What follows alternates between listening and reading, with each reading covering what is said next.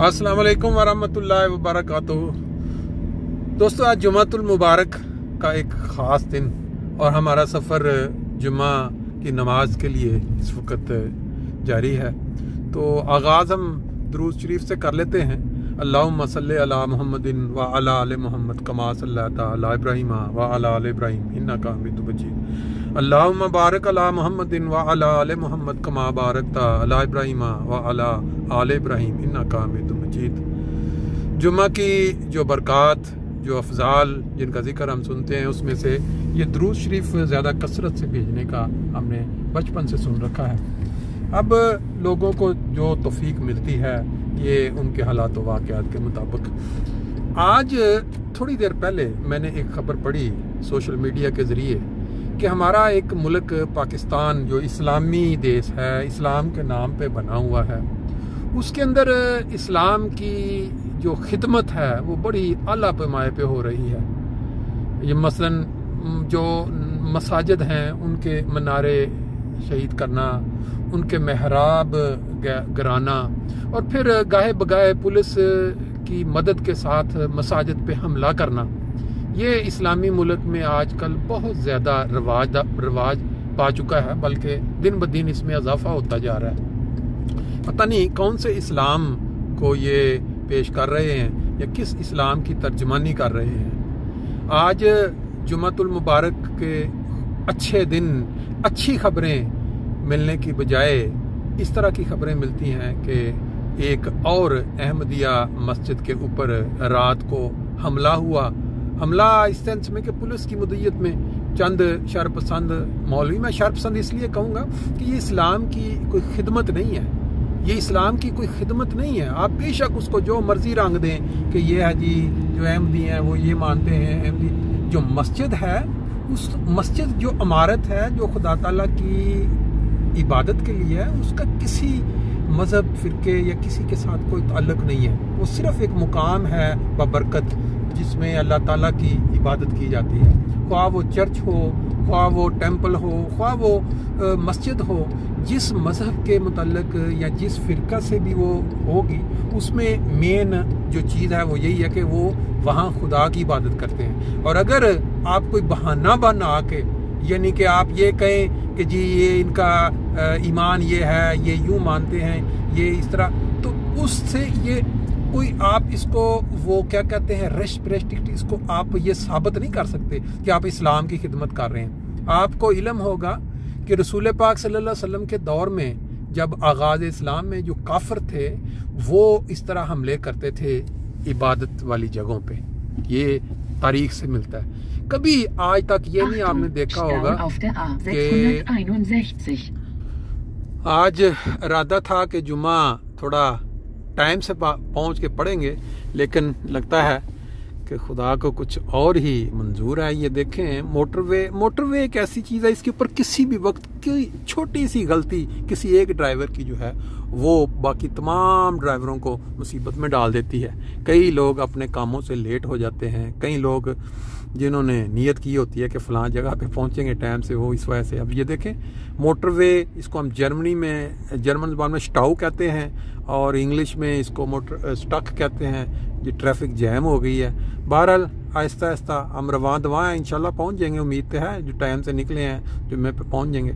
बात सिर्फ कर रहा था कि जो मस्जिदों के ऊपर हमले होते हैं, पाकिस्तान हम सब जानते हैं इस्लाम का, हम उसको कहते हैं जी ये किला है, ये इस्लाम मुखालिस देश इस्लाम के नाम पे बना, कलमा के नाम पे बना। अब उसी कलमे को मिटाने के दरपे हैं वो लोग। आपको अगर नहीं पता, आपके इल्म में नहीं है, तो मैं आपको एक पॉइंट बता देता हूँ कि मजलिस एहरार वो है जिसके अबाओ अजदाद, जिनके जो बुजुर्गान, जो इनके रहनुमा थे, उन्होंने पाकिस्तान की इंतहाई क्या कहते हैं मुखालफत की थी पाकिस्तान बनने के, और उन्होंने पाकिस्तान पलिदस्तान का नाम दिया और उन्होंने कहा कि ये बनने नहीं देंगे। लेकिन जब पाकिस्तान बन गया तो जो उनके आगे औलादें दर औलादें वो पाकिस्तान में आगे अपने उन्होंने निकालने शुरू कर दिए पारपुर से। और अब यहाँ की जो आबादी है, जो लोग हैं, उनके ऊपर उनका जो असर है, अब देखें मजलिस एहरार, इन्होंने ख़त्म नबूवत की जो तहरीक थी क्या सोच के शुरू की थी।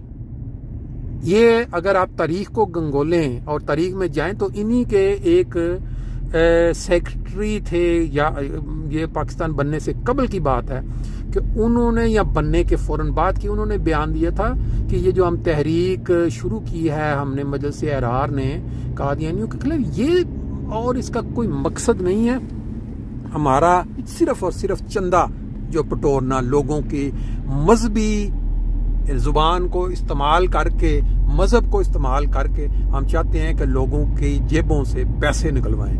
ये अखबार में बाकायदा जिम्मेदार अखबार या कौन इसके अंदर ये पड़ा हुआ है। और फिर ख़त्म नबूवत की जो इन्होंने तहरीक शुरू की, जिसका कोई नामो निशान नहीं मिलता बाकी इस्लामी कंट्रीज़ में, ये भी बेसिकली एक तरीका था कि इस्लाम को अपने मकासद के लिए कैसे इस्तेमाल किया जाए। और अब आप इसका अमली नमूना पाकिस्तान के अंदर देख सकते हैं कि जितने सियासी लीडरान हैं वो सारे के सारे, जब कोई उनको पता लगता है कि हमारे जो क्या कहते हैं कम हो रही है, थोड़ी सी शोहरत कम हो रही है, या लोग हमारे साथ नहीं आ रहे जलसों पे और हमें छोड़ रहे हैं और दूसरे अवामी पार्टी, तो वो मजहब का सहारा लेना शुरू कर देते हैं। अहमदियों के खिलाफ तकरीर करेंगे, उनको कहेंगे कि इनको मुल्क से चले जाना चाहिए, वो नहीं रहना चाहते, इनको हमारी मस्जिदों में नहीं हम आने देंगे।